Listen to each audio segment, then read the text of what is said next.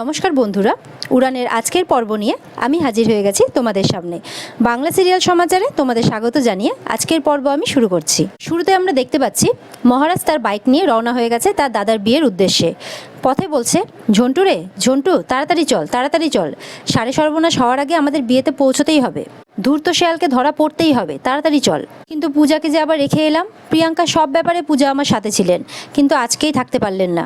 আমি একা পারবো তো?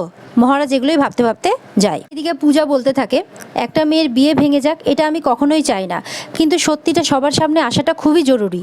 তখন খোকন স্যার বলে, এই সত্যি সত্যি সত্যি আসার দিন থেকে সত্যি সত্যি শুনে যাচ্ছি, এটা কি 3 সত্যি নাকি? হ্যাঁ। পূজা চিন্তা করতে থাকে, কি যে হচ্ছে ওই বিয়ে বাড়িতে কে জানে। মিস্টার মাথা গরম তার মাথাটা ঠান্ডা রাখতে পারলে হয়। পূজা বলতে থাকে, আমার যাওয়াটা খুবই দরকার ছিল।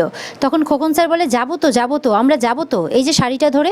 পূজা অবাক হয়। খোকন স্যার বলতে থাকে, খোকন স্যারের মাথাটা না একদম পরিষ্কার, তাই সবসময় ব্রেনটা শার্প রেখে কাজ করে। খোকন স্যার তোমাকে এখান থেকে ঠিক বের করে নিয়ে যাবে। পূজাকে বলে, ডোন্ট ওয়ারি পূজা, আমি তোমার হাজব্যান্ডের মতো তোমাকে একা ছেড়ে দেবো না। মিস্টার হোমরা চোমরা এই শাড়ি ধরে নিচে নেমেছে, আমরা এই শাড়ি ধরে জানলা দিয়ে নিচে নামবো। পূজা বলে, কি শাড়ি বে? তখন পড়ে টরে মাথা ফেটে গেলে কি হবে? খোকন স্যার বলে, পড়বে কেন, আমি তোমাকে সাথে নিয়েই নিচে নামবো, পড়বে না, চিন্তা নেই। তখন পূজা বলে, না না না, পড়ে টরে মাথা ফাটলে তখন কি হবে? স্যার বলে, তাহলে এক কাজ করি, আমি আগে নামি, তারপর যদি তুমি পড়েও যাও তো আমি তোমাকে ক্যাচ ধরে ফেলবো। পূজা বলে, হ্যাঁ আপনি আমাকে লুববেন? তখন খোকন স্যার বলে, একসময় হাই ক্যাচ ধরেছি, খুব ক্রিকেট খেলেছি। ওই মিস্টার হোমরা চোমরা যখন শাড়ি ছিঁড়ে পড়ে যায়নি তখন আমরাও পড়বো না, চিন্তা নেই। খোকন স্যার বলে, ভয় ছাড়ো, চলো এখন। পূজা বলতে থাকে, আমার ভার। খোকন স্যার বলে, থামো তো, চলো এখন, আমি আগে নামছি, তারপর তুমি এসো। হ্যাঁ। পূজা বলতে থাকে, ওনার সাথে তো গেলাম না, এখন তো খুব ভয় করছে আমার। তাছাড়া মুখার্জি বাড়িতে তো খুব একটা সুনামও নেই আমার।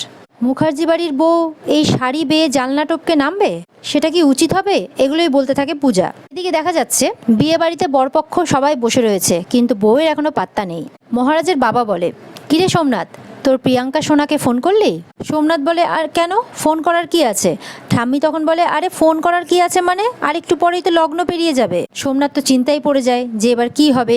মহারাজের বাবা বলে, আমার কথা তো বিশ্বাস হলো না, তাই এখন ঘড়ি দেখছে। তোর বাবা বলে, আরে শোন, মুখে আমরা যাই বলি না কেন, তোর খারাপ কিন্তু আমরা চাই না। সোমনাথ তখন বলে, হ্যাঁ ঠিক আছে ঠিক আছে।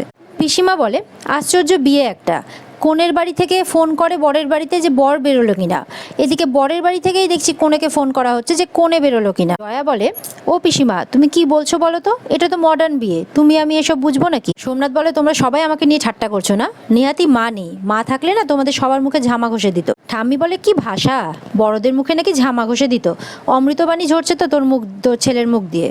পিসিমা ঠাম্মি সবাই চলে যায় রেগে গিয়ে। জয়া বলে, শোনো, বেশি না লাফিও না, একবার যদি লগ্নভ্রষ্টা হও না তাহলে সারা জীবন তোমাকে একাই থাকতে হবে। ভালো যদি চাস তো একবার প্রিয়াঙ্কাকে ফোন কর, কত দূর কখন আসবে একবার জিজ্ঞাসা কর, বুঝলি? মহারাজের বাবা বলে, কর, যত বাড়াবাড়ি করার করে নে, একটু পরেই মহারাজ আসবে। তোর মতো ধূর্ত শেয়ালকে যখন প্রিয়াঙ্কার সামনে বলে দেবে তোর ধূর্ত শেয়ালগিরি, তখন তোর ঠেলা বুঝবি তুই। সোমনাথের বাবা যখন যেতে থাকে তখন ওর হাতটা ধরে বলে, আরে দাঁড়াও, কোথায়? তার আগে যখন আমি পূজা আর মহারাজের সামনে হাঁড়িটা ভেঙে ওদের বিয়েটা ভাঙবো, তখন তুমি মজা দেখবে, আর তার জন্য তুমি দায়ী থাকবে। মহারাজের বাবা হাতটা ছাড়িয়ে বলে, থাম তো, আমার কাছে আর একটা টাকাও তুই পাবি না, বুঝতে পেরেছিস? তখন সোমনাথ বলে, আরে দাঁড়াও তো, আমার আরবপতি বউ, আর তোমার টাকা লাগবেও না, আমার আরবপতি বউ আমার খরচা চালাবে, আমার সোনা। তখন মহারাজের বাবা বলে, ওই আনন্দেই থাকো তুমি, বোকা চালাক কোথাকার। আবার সোমনাথ তার বাবাকে অ্যাক্সিডেন্টের ভিডিওটা দেখানো নিয়ে ভয় দেখাতে থাকে।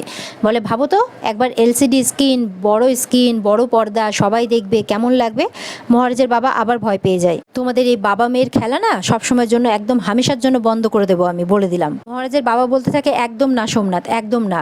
সোমনাথ বলে, একদম হ্যাঁ, আমি ভাঙবই। দেখা যাচ্ছে একটা সিগনালে মহারাজের বাইক নিয়ে দাঁড়িয়ে পড়েছে মহারাজ। এদিকে দেখা যাচ্ছে মহারাজ যেখানে দাঁড়িয়েছে তার ঠিক পাশের গাড়িতেই আছে প্রিয়াঙ্কা আর তার বান্ধবী। মহারাজকে তারা দেখে ফেলে, দেখেই প্রিয়াঙ্কা লুকোনোর চেষ্টা করে।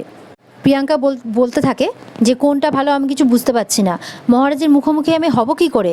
তার বান্ধবী বলতে থাকে, কেন হবি না, অবশ্যই হবি। প্রিয়াঙ্কা বলে, না সব কিছু তো আমার হাতে নেই। তখন প্রিয়াঙ্কার বান্ধবী বলে, পিছিয়ে আসারও কিন্তু কোনো জায়গা নেই, চুপ করে মুখে কুলু পেটে বিয়েটা করে নে। কিন্তু মহারাজের পুলিশ বন্ধু যদি আবার মা আর মিছরিকে নিয়ে চলে আসে তাহলে? বান্ধবী বলে মিছরি আবার কে? প্রিয়াঙ্কা তখন বলে ও তো জানে না যে মিছরি আমার মেয়ে আর আমার আসল নাম কল্যাণী। কিন্তু এদিকে মিছরি যদি আমাকে সবার সামনে চিনে নেয় তখন? সে না হয় আমি ওকে সামলে নেবো সোনাকে, কিন্তু মহারাজ ওকে কি করে সামলাবো? এদিকে সিগন্যাল খুলতেই দেখা যায় প্রিয়াঙ্কা বলে দাদা বাদিকে নিন। তখন ড্রাইভার বলে কিন্তু আমাদের সিগন্যাল তো সোজা দেখাচ্ছে।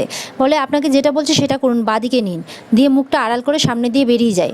মহারাজ লক্ষ্য করে কিন্তু বুঝতে পারে না, কিন্তু মহারাজের সন্দেহ হয়, সমানে দেখতে থাকে। কিন্তু গাড়িটা অন্যদিকে টার্ন নেওয়ায় মহারাজ কিছু সন্দেহ করে না। মহারাজ আবার নিজের মতো বেরিয়ে পড়ে। প্রিয়াঙ্কার বান্ধবী বলে কিরে তুই তো সিদ্ধান্ত বদলালি নাকি, বিয়ে করবি না?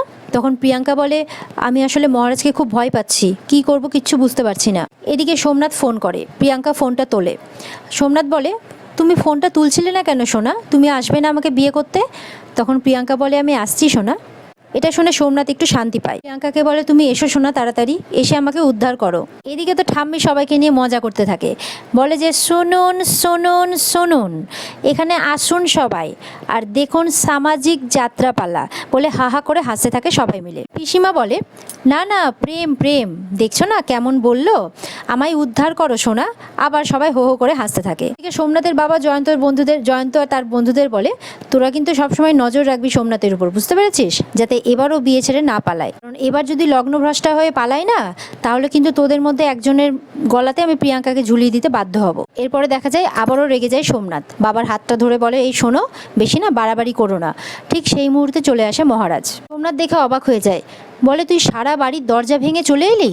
মহারাজ তো হাসতে থাকে, বলে কি করব বল, দাদার বিয়ে বলে কথা, একমাত্র বিয়ে, আসবো না? সোমনাথ বলে আমার বিয়ে ভাঙবি তো, এবার দেখ তোর বিয়েটা কেমন ভাঙে। সোমনাথ তার বাবাকে গিয়ে বলে বাবা একটু দেখবে বাইরে এলইডি টিভিটা ঠিকঠাক চলছে কিনা, নাহলে কিন্তু আমি দেখানোর অন্য ব্যবস্থাও করতে পারি। মহারাজের বাবা তো ভয় পেয়ে যায়। পরে দেখা যায় মহারাজের বাবা ভয়ে বাইরে যখনই যায় তখনই মহারাজ হাতটা ধরে নেয় আর মনে মনে বলে বাবা দাদাকে এত কেন ভয় পাচ্ছে, আমাকে জানতেই হবে এটা। বাবাকে আলাদা করে বসিয়ে মহারাজ জিজ্ঞাসা করতে থাকে বাবাকে। মহারাজ বলতে থাকে বাবা আমি তোমার কাছে কখনো কিছু চাইনি, আজকে চাইছি, বলো দেবে? মহারাজের বাবা বলে সত্যি রে, আমি তোকে কিচ্ছু দিতে পারিনি। ছোটবেলায় তোর দাদা তোর উপরে এত অন্যায় করলো, আমি তার প্রতিকারটাও করতে পারলাম না। পারছি না এটা বলতে যে খুনটা তুই করিসনি, করেছিল সোমনাথ। মহারাজের বাবা মুখ ফসকে বলে ফেলে তোর দাদা তিলে তিলে আমায় দিয়ে চুপ করে যায়। মহারাজ বলে তিলে তিলে মানে কি বলতে চাইছো বাবা, তিলে তিলেটা কি? তুমি দাদাকে এত ভয় কেন পাও? মহারাজ জোর করতে থাকে বাবাকে, বলবে না তুমি আমাকে? মহারাজ বলে আচ্ছা শোনো বাবা, এখানে তো কেউ নেই, তুমি আমাকে বলো, চুপি চুপি বলো, আমি ছাড়া আর কেউ জানবে না বাবা, বলো। মহারাজের বাবা কাঁদতে কাঁদতে বলে আমি খুন করিনি মহারাজ, আমি খুন করিনি। মহারাজ তো অবাক হয়ে যায়। মহারাজ বলে খুন মানে? বলে আমি পূজার বাবাকে খুন করিনি রে। এটা শুনে তো মহারাজ আরও অবাক হয়ে যায়। একে একে সব সত্যি বলতে থাকে মহারাজকে পূজার শ্বশুরমশাই। আর এদিকে দেখা যাচ্ছে পূজা তার বাবার সামনে দাঁড়িয়ে কাঁদছে, বাবার কথা মনে পড়ছে। আর ওদিকে খোকন স্যার খুব চেষ্টা করছে ওপর থেকে নিচে নামা। খোকন স্যার বলে হোয়াট হ্যাপেন্ড, তোমার বাবা ট্রেনে কাটা পড়েছেন? পূজা তো সমানে কাঁদতে থাকে। এদিকে মহারাজের বাবা বলে সেই রাত আমি কিছুতেই ভুলতে পারছি না রে মহারাজ। মহারাজ বলে আরে কোন রাত? লাস্ট নাইট ডিউটিতে। মহারাজ এটা শুনে বলে কি হয়েছিল লাস্ট নাইট ডিউটিতে, বলো বাবা। অনেক জিজ্ঞাসা করতে থাকে, মহারাজের বাবা চুপ করে থাকে। মহারাজ বারবার জিজ্ঞাসা করে। মহারাজের বাবা বলে নতুন এক ইঞ্জিন ড্রাইভারকে আমি ট্রেনিং দিচ্ছিলাম, তাও অনেক রাতে, আনইউজড ট্র্যাকে। এদিকে দেখা যাচ্ছে মহারাজের বাবা যে মহারাজকে কথাগুলো বলছে, মাধুরী কিন্তু ওদিক থেকে কান পেতে শুনছে। কিন্তু বাবা তুমি তো এরকম ট্রেনিং সবাইকেই দাও, তুমি তো বেস্ট ইঞ্জিনিয়ার তোমাদের ডিপার্টমেন্টের, তুমিই তো এই ট্রেনিংটা দাও। মহারাজের বাবা বলতে থাকে বিশ্বাস কর মহারাজ, আমি কিছু বুঝতে পারিনি রে, আমরা ইচ্ছাকৃত কিছু করিনি। কি বুঝতে পারোনি বাবা, আমায় একটু খুলে বলো না। মহারাজ বলে পূজার বাবার অ্যাক্সিডেন্ট মহারাজ। মহারাজ চুপ করে যায়। মহারাজ দাঁড়িয়ে পড়ে, বাবার দিকে দেখতে থাকে, বলে পূজার বাবার অ্যাক্সিডেন্ট? পূজার বাবা কখন যে ওই ট্র্যাকে চলে এলেন আমরা কিছু বুঝতে পারিনি রে মহারাজ। যখন বুঝতে পারলাম তখনই ট্রেনটা স্টপ করেছি। আমরা পূজার বাবাকে বাঁচানোর আপ্রাণ চেষ্টা করেছিলাম রে মহারাজ। এই সময় ওই ট্র্যাকে তো কারোর আসার কথা নয়। পূজার বাবা যে কেন ওখানে এলেন, কি করে যে এলেন, মহারাজ তো পুরো চুপ করে যায়, দাঁড়িয়ে থাকে চুপ করে। মহারাজের বাবা বলতে থাকে বিশ্বাস কর আমরা আপ্রাণ চেষ্টা করেছিলাম মানুষটাকে বাঁচানোর, কিন্তু পারিনি। মহারাজ বলে জানি তো তোমরা আপ্রাণ চেষ্টা করেছিলে। তখন মহারাজের বাবা বলে তুই জানতিস? তুই জানলি কি করে? তুই তো ওখানে ছিলিস না। মহারাজ তখন বলে তুমি তো আমি বাবা, তুমি তো ওখানে ছিলে, তুমি থাকা আর আমি থাকা তো দুই এক। পূজা খোকন স্যারের সাথে গল্প করতে থাকে আমার বাবা কি করে মারা গেছেন আমি এটা মিস্টার মাথা গরমকে কোনোদিনই বলিনি।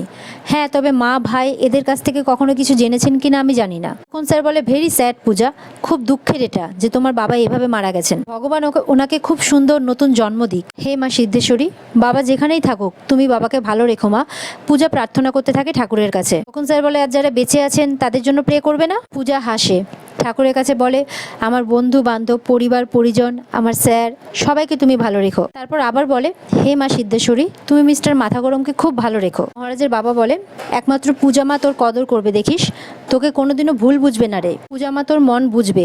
মহারাজ তো চুপ করে দাঁড়িয়ে থাকে। আমি জানি পূজা মা তোকে ভালোবাসবে, তোকে আগলে রাখবে দেখিস, আমি বলে দিলাম। মহারাজের বাবা বলতে থাকে। এদিকে মহারাজ তো খুব চিন্তায় পড়ে যায়, চুপ করে বসে পড়ে আর পূজার কথা ভাবতে থাকে। আর এখানে আজকের পর্ব শেষ হয়ে যায়। তো বন্ধুরা, পর্ব ভালো লেগে থাকলে অবশ্যই লাইক কমেন্ট সাবস্ক্রাইব করে দেবে চ্যানেলকে। দেখা হচ্ছে আগামীকালকে উড়ানের আরেক মজার এপিসোড নিয়ে। ততক্ষণ সবাই ভালো থেকো।